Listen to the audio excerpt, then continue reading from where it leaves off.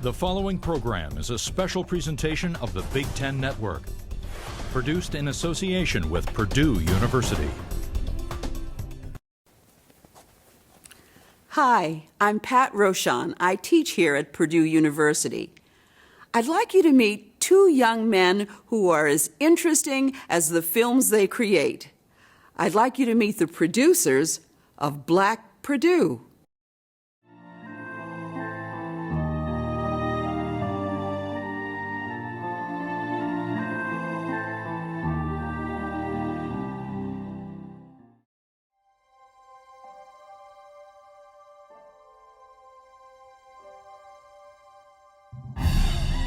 About 50 years before old John Purdue came to Indiana from Ohio, American troops fought the Kickapoo Indians in the Battle of Tippecanoe. Their victory won the land that became West Lafayette and made it possible to form Purdue University in 1869. 100 years later, Purdue was yet again the site of a major battle of ideals. A small group of determined students banded together to demand change, armed with bricks alone, not to break, but to build. Speaking truth to power, they changed the course of history and rebuilt the foundations of Purdue, one brick at a time. This is their story.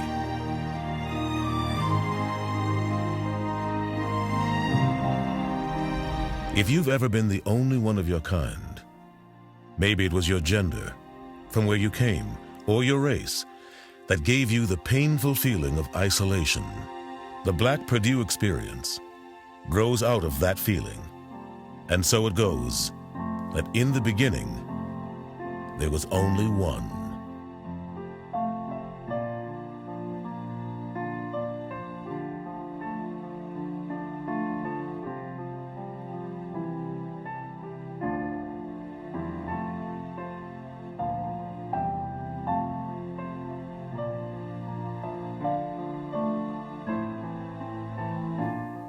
We're going to take you behind the scenes of the emotionally charged film Black Purdue.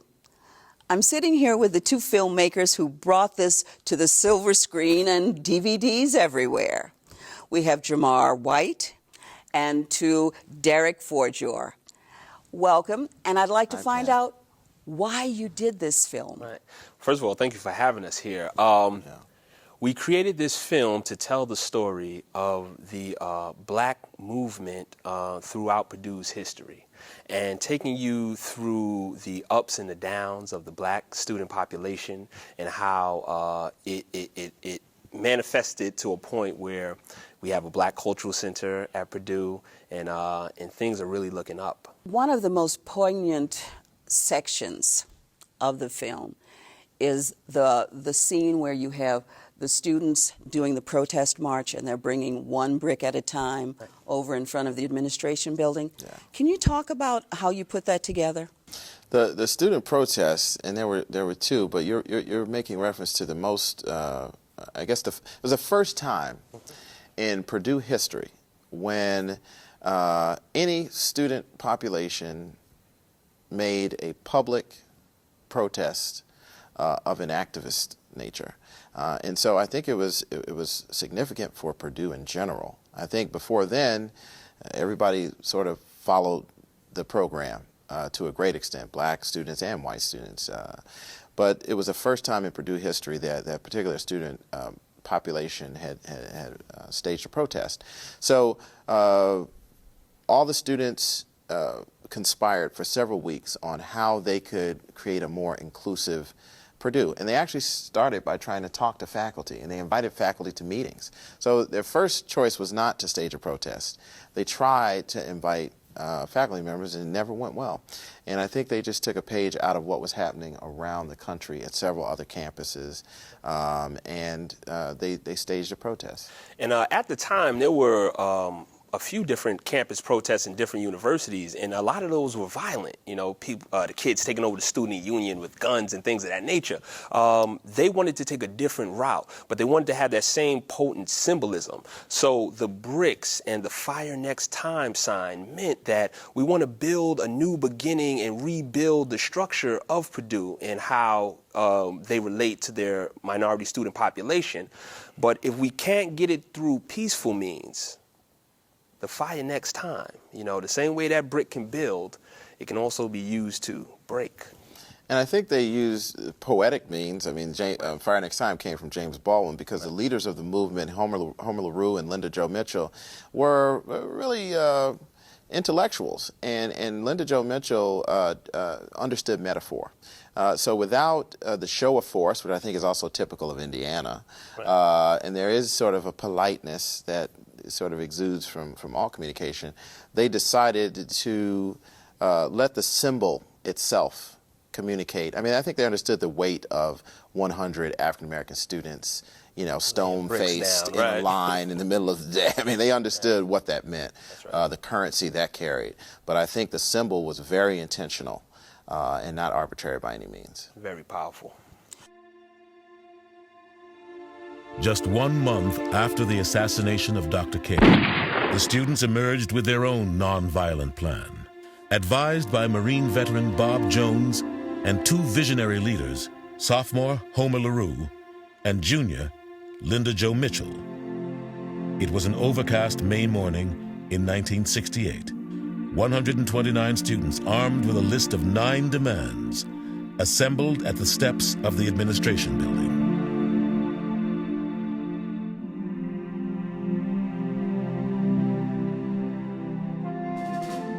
Day of the march, we had already been told that we needed to get a brown paper bag and find a red brick. Purdue was a red brick buildings everywhere. So we each got our brick, put it in our little paper bag. We assembled in Stewart Center, and we got in a single line. Each of us went to a brickyard and got a brick. There was actually a construction project going on campus, so it made it convenient for us. But we all picked up a brick. We marched from the Union Building, the normal center of student activity, in a straight line. No one said a word. With our red bricks and our brown paper bags, one by one, to Hovde Hall, which is the main administration building where the president and other higher level officers had offices. And single file, quietly, and many people with black sunglasses on, you know, that was real cool back then. Walked single file quietly to Hovde Hall, and one by one we took our red bricks out of our brown paper bags, and one by one we walked up the steps and put a brick on the steps. And on the first level platform, we laid a pile of bricks right down in front of the building. It was an amazing experience because as we looked into the windows, there were people in all of the windows watching this student group march on the administration building. I remember the demonstration as being very moving. It was very well organized. The students were quiet, they were dignified. Well, the 2 organizers of the demonstration, Linda Jo Mitchell and Homer LaRue, knew me and sort of knew where I stood. And by this time they knew that the Exponent was sort of a real student newspaper, not just the public relations organ that the university wanted us to be. So they gave us a heads up that this demonstration would take place, so that we would make sure we, had a reporter there, a photographer there. They put this sign on the steps of the administration building. They filed by one at a time and carefully laid their bricks at the base of the sign. And it was a very powerful demonstration. I can remember that, you looked up at the administration building and there were heads peeping out the windows from behind the curtains. And I think there was a certain amount of fear on the part of the people in the administration building about, what was maybe going to happen next. So we laid the bricks down in front of the administration building on the stairs. We placed a sign in it. The sign said, "The fire next time."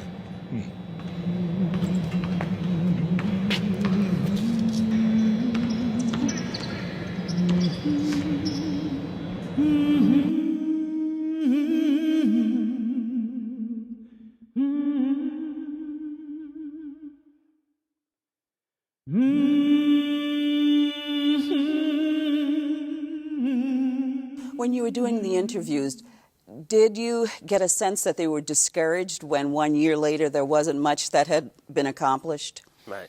Indeed, they were discouraged, but still hopeful because there was some things that started to happen, you know, and change doesn't happen fast. But as long as it's moving in that right direction, you know, they were happy to a certain extent. And then that's why the second protest movement came about, because all the demands weren't being met. And I think it's also important to note that there weren't the exact same leaders from the first movement to the second, which is not something we really went into to a great extent. But I guess the type of student that Purdue had recruited continued to diversify, and that they were pulling more students because they started to recruit athletes from inner cities. Right. Okay, so the type of student profile that came in tended to now become, whereas Homer LaRue and Lyndon Joe Mitchell were, you know, sort of scholarly standouts and intellectuals. Eric McCaskill's other guys were from Newport News, Virginia, you know, Chicago, and, you know, patience and yeah, their patience level and their tolerance, you know, it was a little less. So you were starting to see a shift in the type of student as well. And so the unrest that came about, I think, was also a reflection of who was there. Right.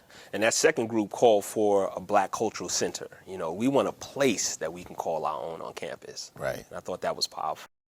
By the 60s, Purdue had begun to recruit black athletes like All-American Leroy Keys and trackman Eric McCaskill. As an athlete, you were somewhat in a like a little special category, you know, looked up to in a certain way, especially if you were a star athlete. Well, life as an athlete was life that I would say was enjoyable from the standpoint that physical activity can take away frustration. Everybody has frustrations, and the frustrations that we had to deal with and build up with during the course of the day or in the evening after practice kind of dissipated when you were a student athlete, you know, because you had that opportunity to physically get it out of your system. Also, the fact that we were individuals who the community admired from the standpoint that we were doing something positive for their teams, made it an easier place for an athlete to be versus an individual who is a black and only a student. The black athlete at Purdue became vital to the student movement, lending their local celebrity to the cause, often raising the profile of student protests. Black athletes were historically among the first to break racial barriers at Purdue. Herman Murray, the first black Boilermaker on the gridiron. Ernie Hall in the same year changed life on the hardwood in Boilermaker basketball forever. Lamar Lundy, who in 1957 became the only Boilermaker to win both MVP of the football and basketball teams in the same year. When I was arrested and the news hit the students, I was set for a court appearance. It was a rallying point because prior to that, you know, the silent protest, and there was like a lull. The arrest of 22-year-old Eric McCaskill galvanized the black student body like never before. With the help of Purdue's first black professor, Helen Bass Williams, the students organized a march into the town of Lafayette. Court appearance was that Monday. We organized, met at the student union, about 100 students, and we marched from the student union across the Wabash River, Wabash Bridge to Lafayette, from West Lafayette to Lafayette. When I got to the courtroom coming up the stair, I still remember it. I mean, you had a guy from CBS affiliate in Indianapolis and interviewed me. And I said, I'm calling in a lawyer because it's a trumped up charge. And so I was getting into nation time. And we go make our way into the courtroom, and it's jam-packed. They'd never seen that many black folk in that courtroom. The district attorney questioned me, and he recommended to the judge that the case be thrown. There's not enough evidence. And so it was dismissed, and after that we just shouted. As the march continued back to campus, the focus quickly turned to the administration building. This time, students went beyond the building steps, and silence was replaced with urgency and passion. One of the things that was particularly important that I think is being brought into light through this film is the history of NSBE. Yes. Yes. Because I had a son who was in NSBE, and he had no idea that it started here. Yeah, that's huge. The National Society of Black Engineers. Right, NSBE. Yeah, we thought it was huge that it was founded at Purdue. We didn't know that either. Right. I mean, why don't you think about where it came from? But I mean, most of us who, you know, are black college students know other people in NSBE, and we just thought this is something that Purdue can be really proud of. Right. You know, and also the faculty and administration helped them to come into being. You know, with the President Hovde writing letters and things of that nature. Yeah. So it once again showed how Purdue was willing to support and go that extra mile for its minority students. So it was a perfect example of the rebuilding. I guess we think about the film as the first half being sort of explaining the conditions, then the high point being the crisis, and then there was a period of rebuilding. And NSBE was a prime example of not just outstanding student leadership, but also faculty support. And it was, in a sense, an olive branch, you know, to say, let's be aggressive about how we can support these students, and it's still around today. And what, 33,000 strong or something like that? $2 million budget. Yeah, I don't know, $11 million. I mean, it's pretty amazing, I mean, what they've been able to accomplish as a result. Let me ask you a little bit about yourselves. All right. Oh, yes. I want to find out. We can talk some more about the film, but I want to find out about you guys. Yeah. Tell me what your backgrounds are. Art. Art. Art, of course. You know, we're from the tribe of the artists, but we're old art school buddies. We've known each other for the last 15 years, and we've been working professionally together for about the last 5-6 years. You know, and just basically taking a cross-disciplinary approach to filmmaking and storytelling. Because as artists, we're already storytellers, whether we do it with our brush or whether we do it with the mouse clicks. Okay, and so to bring those skills to this new medium, you know, was like vitally important, and we felt like overqualified to do it, and it's been working out. Yeah, he's right. We met our freshman year. I was a traditional painter. You know, I came along to, you know, go into a dark and brooding lineage of very deep-thinking painters who shunned all things technological. Of course, this was before the boom, right? This is before the internet was created. Oh, okay. But I was really invested in sort of just painting and drawing. That was my thing. And Jamar was in the exact opposite. He was all about the mouse and excited about technology and graphics, editing, graphics, special effects. That's right. And for us to sort of see eye to eye as individuals, you know, barring what we were doing, you know, it brought two polar opposites together, but with the same sort of core expression. Right. And that's the crux of our creative union. When you graduated from college, did you know that you wanted to do this? That you wanted to make films or? Yeah. Well, listen, we knew we wanted to tell stories through the visual medium. You know, whether it's painting, whether it's filmmaking, whether it's design or effects, you know. So this is our language, and we can use any of those medium. And so when we saw that there was a dearth of, you know, these stories being told, you know, like there was an absence, you know, we felt like we were uniquely qualified to be able to tell these stories and uncover these treasures, so to speak, in black culture. What kind of advice would you give to somebody graduating from college at this point who's interested in storytelling but not kind of sure what they want to do? Right. Go for it. Go for it. I mean, seriously, you can, the world is set up so that you can go in whatever direction you want to go in. Don't accept no for an answer, and follow your heart and be passionate and committed to what you do. Neither one of you guys went to Purdue, right? No. And do you have a connection with Purdue? Not through this project, I think, is our biggest connection. How did you get involved with the project? Well, we were contacted by a few alums who'd seen an earlier project we'd done, and just kind of asked the question, do you think you guys could do this kind of thing for Purdue? And that was a bit of a stretch for us initially, just because we associated Purdue with Neil Armstrong, right? Exactly.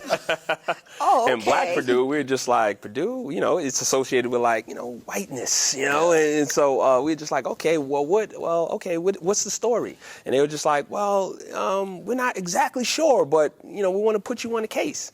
Yeah. And so we was like, okay, let's see what's down there. What convinced you that there was a story? Oh man, when we actually spoke to the people who attended. The people. That's right, all the time. All the people. Yeah. And what I like being an outsider because it allowed us to approach the story in a way that what would interest us about this story not coming from Purdue? Because we wanted to reach a broader audience. And we were essentially that audience. Like, okay, let's see what's here and what would interest us about this story not coming from or being alumni at Purdue. And not having an agenda. Right? Exactly. There's no agenda. Had we been students, I don't even know if we could be as objective with our own alma mater. But, right, indeed. No, we couldn't. But just coming in here, it was all about the people. That's right. That's right. And the people had such dimension. That's right. And had such affinity for Purdue, oddly enough, that it was clear that there was a lot to be told here. It felt to me like it was addressed to a very large audience. When I saw the name Black Purdue, I said, oh, well, this is a great film, and I'm figuring that I'll watch this with my family, with other Black friends. But this is aimed at a much wider audience. Tell me about that. It's definitely aimed at a much wider audience because, once again, it's humans connecting to humans and human being stories, okay? So, therefore, we say Black Purdue, but it's talking about an experience that a people had that we can connect with. We know what it feels like to be the only one, to be lonely. And we just want you to connect to this story and bring you along this ride, so to speak, of this people and their experiences at Purdue. And what Purdue and how these people change Purdue.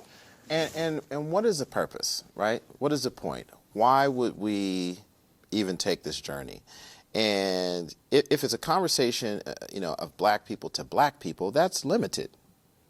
I mean, in a sense, you're preaching to the choir. We want to create the kind of projects that invite people to investigate a subject that they might not have otherwise considered, and to feel comfortable while they're going there, right? And there's a way that we like to say that we're from the Obama generation, right? We're looking for a bridge, right? In the 60s and the 70s, it was about, sort of activism, vocalism. In the 80s, it was assimilation. And sort of now we're saying, hey, we're neighbors. Let's come look through the family photo album. And we can all look at it, So we like that inviting approach to subject matter that in the past might have been explosive. We'll be back in just a moment with Derek and Jamar. This presentation of the Big Ten Network is brought to you by Purdue University, preparing tomorrow's leaders for a changing world.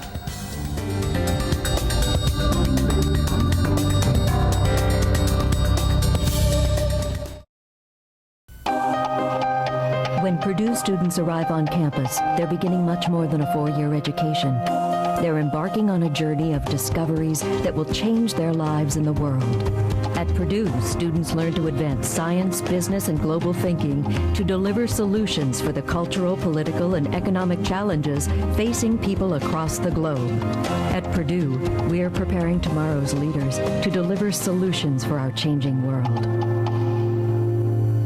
Energa Incorporated creates advanced optical instrumentation for analysis of combustion systems and specializes in absorption and emission spectroscopy, measurement and control of varied processes. Purdue Research Park. The idea economy is here. Space LLC develops advanced injector and combustion initiation technologies for chemical propellant rocket engines to achieve mission velocity increment requirements at maximum propellant mass fractions and specific increases. Purdue Research Park. The idea economy is here. This presentation of the Big Ten Network is brought to you by Purdue University, preparing tomorrow's leaders for a changing world.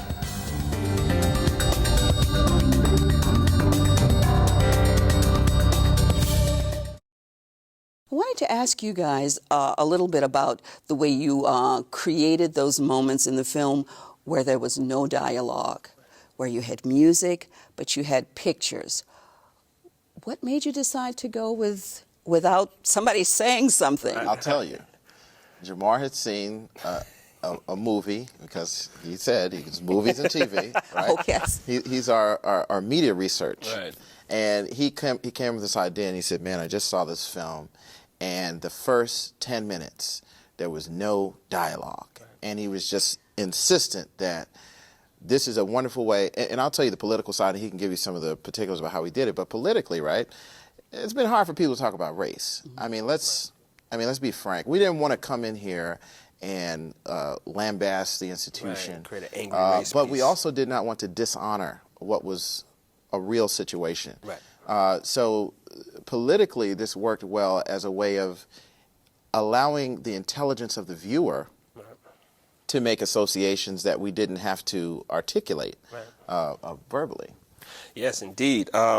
We always want to push the filmmaking envelope, so to speak, to the next level. And so when I saw that piece where there was no sound and just emotion, it was a perfect way for us to walk this tightrope, so to speak, because we didn't want to say too much. It was a dark period, and we didn't want to make it angry, we wanted it to be inclusive. And we said, you know what, let's let the people see and feel the conditions, of that loneliness and that solitude.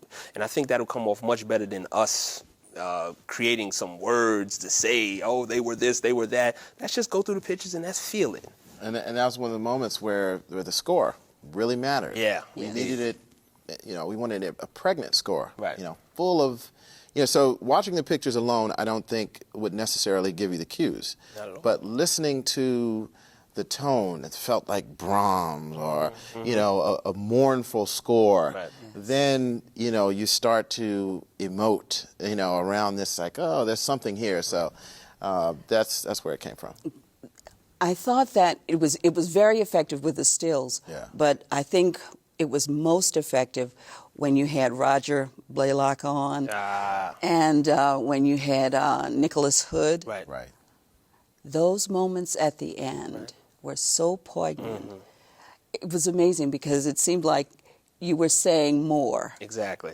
And more with nothing. You got to give those scenes a chance to breathe, so to speak. And we would tell the interviewees after a scene, just hold it, just stay there, stay in the moment, because we knew exactly what we were going to do. Like, if you just quiet and let us look into your eyes after telling us about that experience, man, we can get that extra drop of, oh man, I can feel his pain, And we want people to look at history, right? Right. I mean, you can read a book and you can draw your own conclusions from reading. But when you look at someone who tells you, who was there, the moral authority of, and the experience of just looking at them is a very human thing.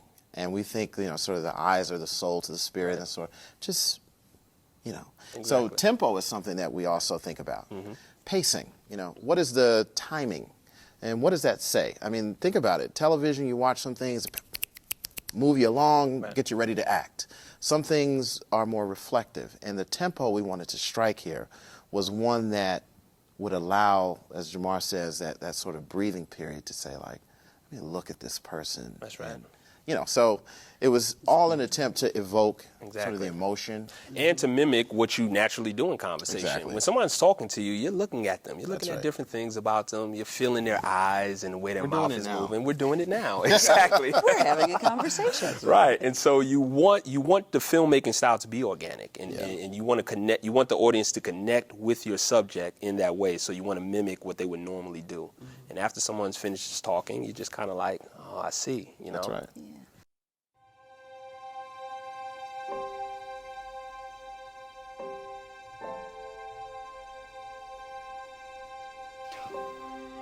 When I arrived at Purdue in 1942, I went through the registration line, and one of the first persons I saw was a counselor.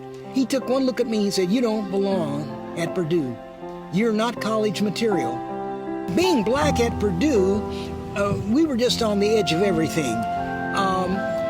We weren't involved in any of the student organizations. The atmosphere was completely different then.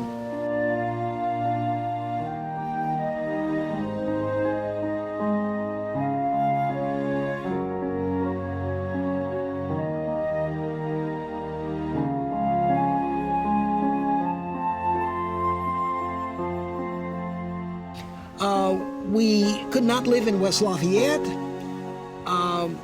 but two white clergymen set up an international house. For black male students, the only place on campus to sleep was the International House, a small home reserved for students from foreign countries and Negroes. Residents hailed from as far away as Czechoslovakia, Korea, Indonesia, China, Uruguay, and Gary, Indiana. For black female students, the only housing was miles away, accessible by foot in the most undesirable parts of West Lafayette. My sister and I came to Purdue in 1946, and we could not live on the campus. Frida's father, Fred Parker, sent a letter to President Hovde seeking on-campus housing for his daughters. Hovde denied their admission to the dormitory. Disheartened, Mr. Parker then sought out Fabrin de France, secretary of the colored branch of the Senate Avenue YMCA in Indianapolis, and a black power broker. On behalf of the Parker girls, he assembled a motley crew of concerned citizens to pay a visit to an old friend, Indiana Governor Ralph Gates, who in turn pressured Purdue. The spring semester of 1947 marked the end of housing discrimination at Purdue. Along with the 4 newest colored residents of Bunker Hill were the Parker girls.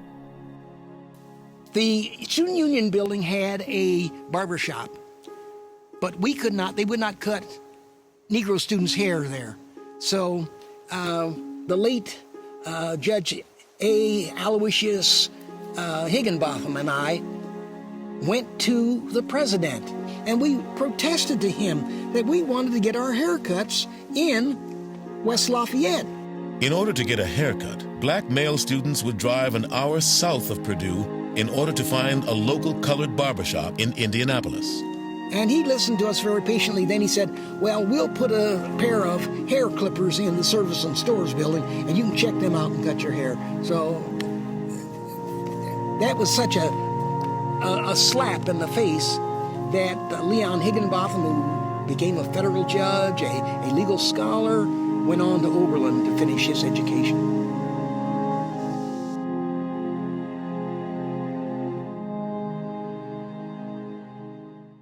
When the film first started, there were all of the beautiful still images. I like history, so I love the images in the beginning. When the words started, I was surprised at the way you approached the subject. You want to talk about that a little bit? And you mean the narrator, right? When Yes. he started to talk? Mm-hmm. When he came in, we wanted him to we wanted him to befriend the audience, right? We wanted him to engage the viewer. We did not want him to talk at the audience, you know. So he started with a question, which is in some sense interactive, right?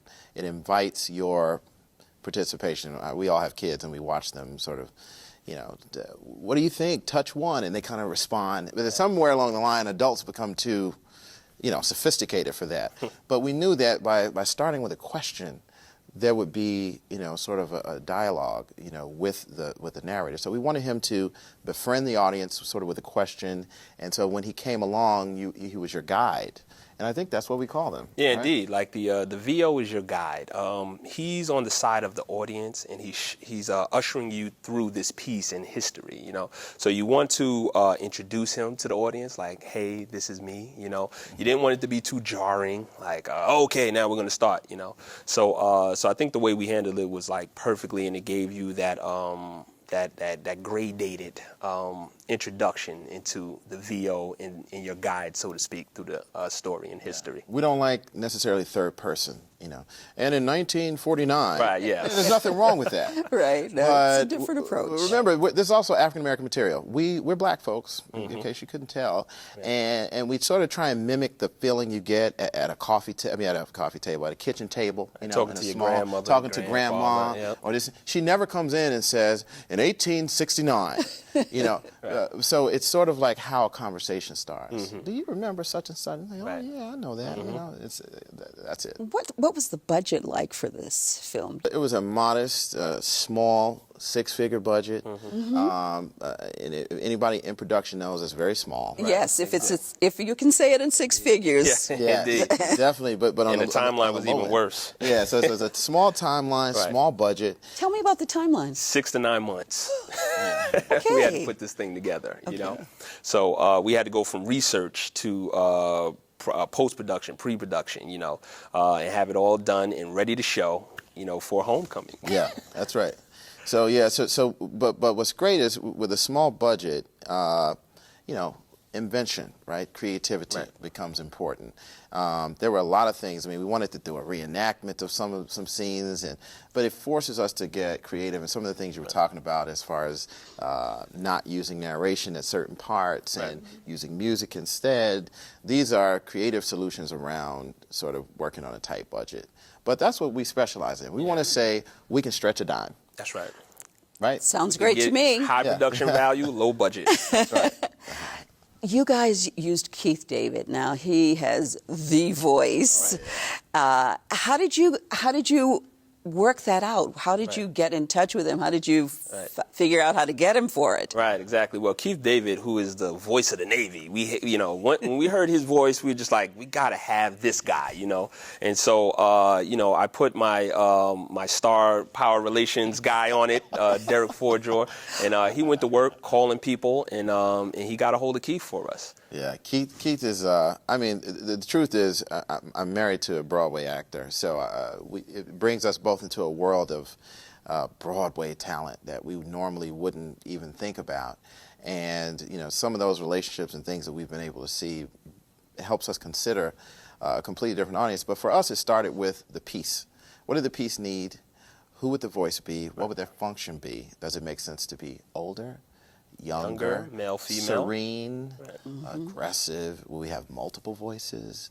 Will we have, you know, so all those Keith kind of hit exactly what we wanted. Authoritative, but not condescending. Right. African American, but not stereotypical. Right. You know, so we wanted, you know, folksy, but also eloquent. You know, and so he was able to bring the quality of voice that we needed. I mean, with, precision. Accuracy. Indeed. You know, he was just really an amazing talent to work with. Right. What were some of the biggest challenges in making this documentary? I think the biggest challenge was the research. Actually gathering up enough information to put a good and well-told story together. You know, it has to have some basis in something. And so one of the challenges was getting this archival information, getting all this research together, and then second challenge was, you know, cutting it down and trying to make a story out of it, you know? Yeah. And I think that, I mean, Jamar's right in terms of research. For instance, we were told that the early African-American students came in through the pharmacy department, right? And so part of what we do is kind of detective work. Yeah. So, you know, we can't take it on face value. We have to substantiate these claims. So when we went to the archives, it didn't quite bear out. So we thought, is this something we can go forward with or not? There's an ethical, you know, component to what we're doing as well. And I think that is a challenge because it's possible that people might have kind of heard through oral, you know, interviews and kind of, traditional, that this is what, you know, is true.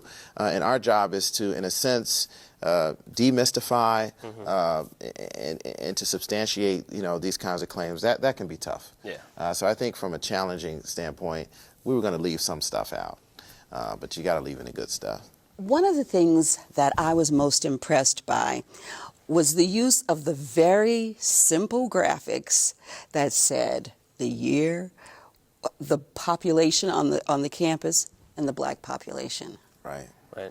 How did you guys come up with that? Right. Was that something that you planned from the beginning, or did you decide to throw that in? Yeah. Well, as we were doing our research, we came across a lot of tidbits and nuggets of information that composed the story. And when we saw those numbers, it allowed the audience to get in a moment, you know, the magnitude of the situation or how small the population really was compared to the greater population. And so by just flashing that number and saying nothing, you know, you get it in an instance what the situation was on campus at that time for blacks. It had a major impact on the people that I spoke to. The other thing that I was wondering was about the music. Now, you had a special score yes. created for this. Yes. how did you figure out what you were going to use? Well, I think we know how important it is to set an emotional tone. Now, this is Purdue, which is known for science and technology.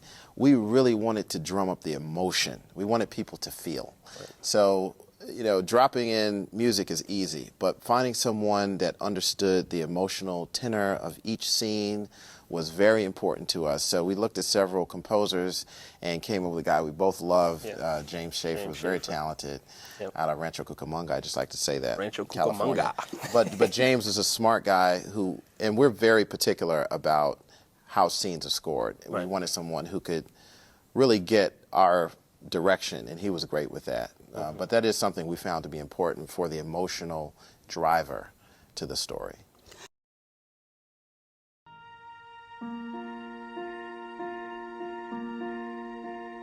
While the minor gains of prior years were a source of pride to many, for future generations of Black Purdue students, they were barely enough. With a new generation came a whole new mindset. A new Negro was coming to Purdue. The new Negro is a person with a new sense of dignity and destiny, with a new self-respect. Along with that is this lack of fear which once characterized the Negro, this willingness to stand up courageously. Gradual racial progress now gave way to frustration and discontentment. Social unrest was in the air. The nation was at war. The civil rights movement was in full throttle. The boiler was soon to erupt. When you started on the film, did you have an idea of how you wanted it to be shaped, or did you have all of the stuff in front of you and say, oh, this is how I want to do it? We had no idea, actually. Okay. When we were commissioned to do the project, no one knew what the story was, but they knew it was a story there. We have history here. We just want to tell it. And so in our research phase is where we actually figure out what the story is. So we get in as many facts and tasting of the time and interviews from people who were there. And then from there, the story kind of emerges organically, So when we found out about the protest, and then how it led to the second protest and what they were going to and what the numbers were, it was just like, oh my God, the world has to know. It has to know what Black Purdue gave to them, and meant, And actually, Jamar is being modest, right? He's actually the story guy, right? Oh. If I told your story, we'd be here for 2 days, right? But Jamar understands the science of storytelling. So we do get this stuff together, and the story does emerge, but he kind of wakes up one day and says, I know where the story is, and that's, it does emerge in the sense that we pull from these timetables and these very rigid structures that we create around the research, and Jamar does a good job of kind of stringing us along to say, this is what's interesting, that's what's not interesting. Oh, they're going to go to sleep if we do too much of that, and that's how we really. But in order for that story to emerge, you have to have something to work from. You got to have the research. Yeah. Now, this guy right here, he reads a lot. I'm the TV guy. I watch TV. He reads books, okay? So he goes into these centers and gathers all this wonderful research, and these are all the facts of this time and era, and these are, now what's here? What do we have here? Yeah, basically. And so he makes it easy. What about the writing? Is that something that you did, or do you sit together and put it together? We like to refer to ourselves as the unibrain, okay? Left and right, you know what I'm saying? And so we look at everything before us. We look at the different pieces, what's interesting, what's not, how this segment can steer us into the next segment, and then and we start to write together. One of the key moments starts with Dr. King's assassination. Did you plan that this would be like the high point in your story, or did that just emerge? That point in the story was the major catalyst, so to speak, to the angst and the movements that came out of it. And we found that this was the starting point in a lot of different universities and in protest movements around America, And so when Dr. King passed and was assassinated, there was there was a lot of angst and anger, and people didn't know how to deal with it, but they knew things had to change. And so this is what kicked up the entire movement, and it became a natural jumping off point for the story. As our story editor, I mean, Jamar really kind of conceived the idea that Purdue would be the character, the main character, indeed. right? And we follow traditional, story structure, right? And so every character, if you watch anything you've ever seen, kind of follows this trend. Right. There's a main character who has a persistent condition that doesn't change until he hits a crisis, and then the pattern changes, and then we feel resolved. Exactly. And in that sense, this was the moment that the crisis hit, and this persistent condition of exclusion and had to change. Right. And so there's a sense of resolve that we sought to communicate that happened from this crisis. Yeah, and that was one of the secrets of the film, was that the main character was not the blacks at Purdue, but Purdue herself, and how she got changed by these conditions, and what her response was. She could have continued on a path of stringent, stiff behavior, resistance to what was going on, but instead she acquiesced and she began to make things better for her student populations, white, black, and otherwise. So I thought that was a triumph for Purdue. Be black at Purdue, it's not where it should be, but it is better than where we were. So we've made some steps, but yet we still have some progress to make. So we've walked a long journey, but the journey is still there. And so I think what really helps is having people in place like myself who've gone through the journey at a different level, and a lot of people are coming back to Purdue to work for Purdue who were here on the other side. So we can see both sides of the coin and know how we can make this thing better for the students and the environment that they're going to face when they exit this place. It's been over 100 years since David Robert Lewis first walked onto Purdue's campus. He must have imagined, as we do now in moments of isolation, that there is indeed a better day coming, and that the best days for Purdue are yet to come. You talk to Marion Blaylock in this, and we see kind of two Marion Blaylocks. We see her at two different periods in her life. Right. You want to talk about that? Because the Marion Blaylock in that we see at the last part of it is totally different from the one in the beginning. So glad you observed that. we not only thought the conversion, as Jamar talked about, was important. We thought showing the people that were on the front lines, that came in when things were tough and were bad, as converts. Right? And not only converts, but as architects of this movement, you see. So it's one thing if I came in and I was treated bad and I went away and I had this experience. It's another thing if I came in, I experienced the conversion, and I invested.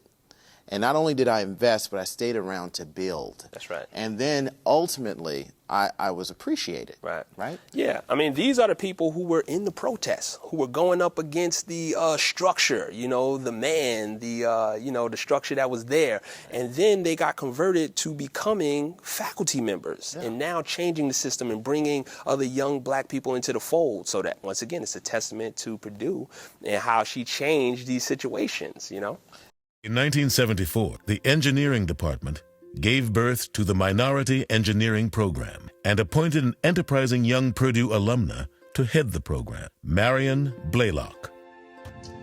As coordinator of minority engineering programs, there were some things that were already in place. They were a result of the march that we'd done in 1968, and they had begun to develop. So we were experimenting with various programs. We did some outreach programs where we went to the students where they were, and we had some on-site campus visits where we would bring the students to us, and they would spend a week or 2 or 3 days on campus, get to meet other black students. Over the next 35 years, Marion would be responsible for graduating over 2,000 students through the Minority Engineering Program. Were you surprised by anything that you learned? Yeah, we were surprised that the story emerged so wonderfully. I mean, like, seriously, we, 2 protest movements, a bomb scare. You couldn't have scripted this better if you had just wrote it from scratch, and this was this is what really happened. So it really made our job easier when we came across the actual facts of the situation.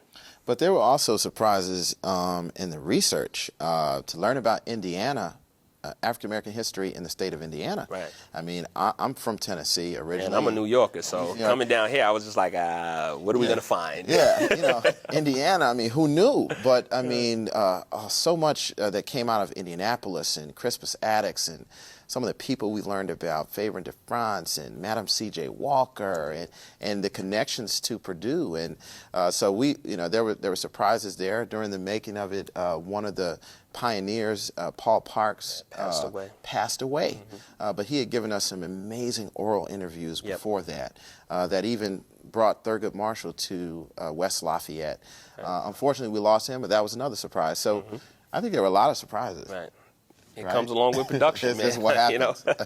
Okay, so you did all of these interviews. Were there things that you had to leave out because you couldn't make it a 6-hour movie? Oh, most definitely. I mean, it would have been a 10-hour movie had we included everything. I mean, what we wanted to do was give a general understanding of what went on, because I feel like there's like 4 different directions we could have went in, and we can make a 2-hour movie just on the black athlete at Purdue, so to speak. Yeah, so we just wanted to lay down the foundation, so to speak, and then later generations can probably expound and go deeper into certain branches, shall I say, that we touched on. Yeah, we did leave out a lot, but we put in the essentials. Indeed. And we like to use the analogy to cooking, and sort of being good sous chefs. Right. And if the ingredients are good, if we pick them good, if we prepare them good, and we clean them good, then only the best makes it. That's right. So Only yes, lots of stuff was out, but I think the essential elements are there. That's right. What's next for you guys? Oh man, to continue to tell these stories. Yeah. Because black history, right? The majority of the population knows slavery and then the 60s. What were we doing in between the 40s, the 20s, the 30s, man? There are so many great stories out there, and we kind of want to uncover those truths and bring them to the light. Yeah. That's what we feel our mission is. Between 1850 and 1920, we were just talking today with someone about that. We just think that there are just so many. I mean, there's stories that we've heard informally for so long. Right.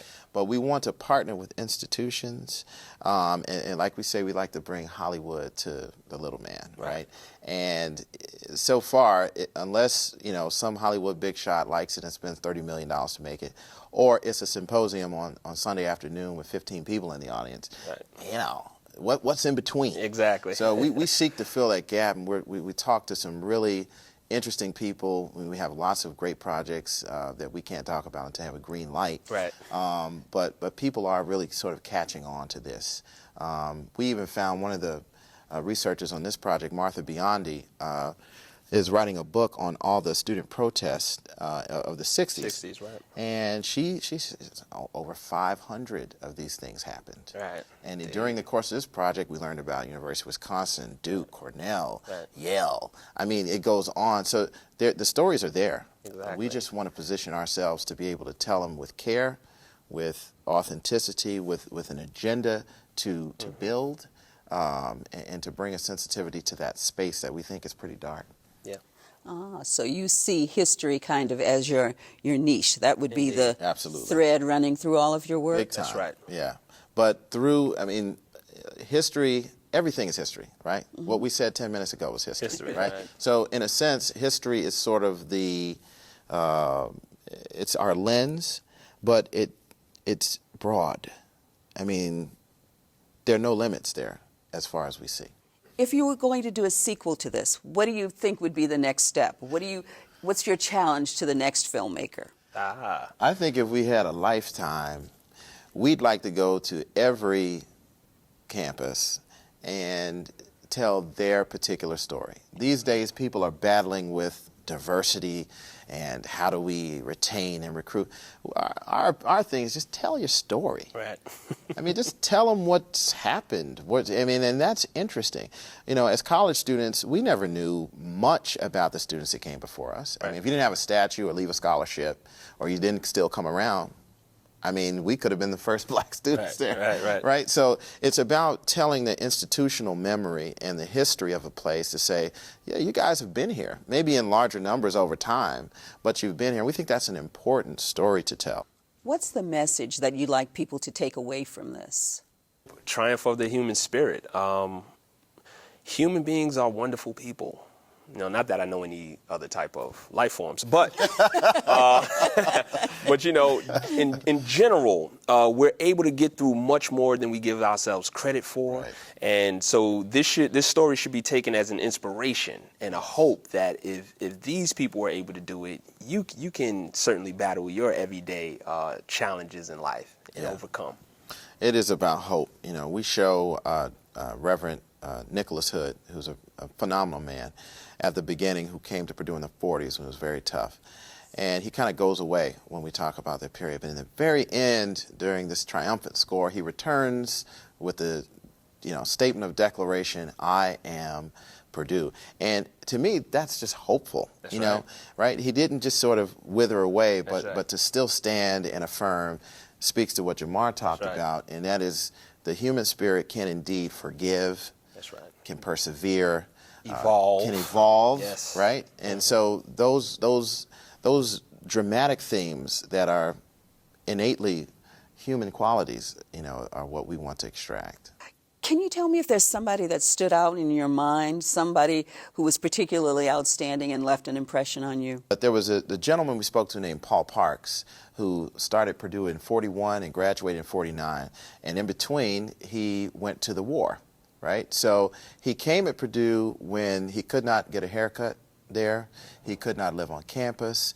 And then when he returned, the school had integrated. So he saw such a breadth of time that a cataclysmic change occurred, and he could recount it with such clarity. He was in his 80s and had a very successful life as a civil engineer in Massachusetts and knew the Kennedys. I mean, this guy went on to do amazing things and passed during the making of the film. But he was really a titan. He really, he even told us about integrating the movies downtown Lafayette, and spending a night in jail in Thurgood Marshall.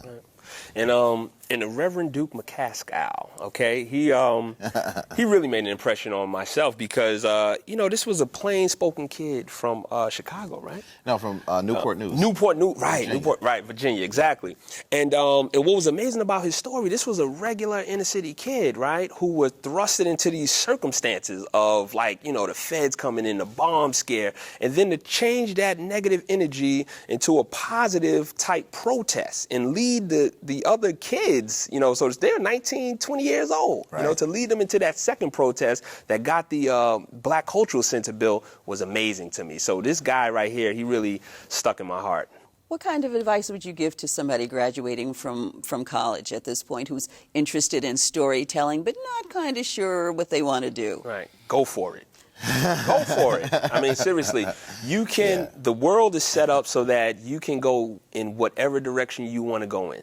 Don't accept no for an answer, and follow your heart and be passionate and committed to what you do. Well, you guys are certainly passionate, and I would love to be able to pass your passion on to our students. Thank you so much for being with us. Thank you. I am Pat Roshan, and I am Purdue. I am Reverend Dr. Nicholas Hood. I am Purdue. I am Marion Williamson Blaylock. I am Purdue. I am Reverend Eric Duke McCaskill, and I am Purdue. I am Roger Blaylock. I am Purdue. I am Tony Harris. I am Purdue. I am Erica Elizabeth Mills. I am Purdue. I'm Heather Parchman. I am Purdue. I am Roland Parrish. I am Purdue. I'm Don Thompson. I am Purdue. I am Liz Thompson. I am Purdue. I am Taurus L. Richardson. I am Purdue.